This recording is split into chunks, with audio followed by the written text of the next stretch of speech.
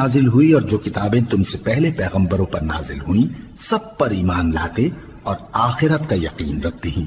یہی لوگ اپنے پروردگار کی طرف سے آئی ہوئی ہدایت پر ہیں اور یہی لوگ کامیاب ہیں۔ جو لوگ کافر ہیں انہیں تم نصیحت کرو یا نہ کرو ان کے لیے برابر ہے، وہ ایمان نہیں لانے کے۔ اللہ نے ان کے دلوں اور کانوں پر مہر لگا رکھی ہے اور ان کی آنکھوں پر پردہ پڑا ہوا ہے اور ان کے لیے بڑا عذاب تیار ہے۔ اور بعض لوگ ایسے ہیں جو کہتے ہیں کہ ہم اللہ پر اور روز آخر پر ایمان رکھتے ہیں، حالانکہ وہ ایمان نہیں رکھتے۔ یہ اپنے خیال میں اللہ کو اور مومنوں کو دھوکہ دیتے ہیں، مگر حقیقت میں اپنے سوا کسی کو دھوکہ نہیں دیتے اور اس سے بے خبر ہیں۔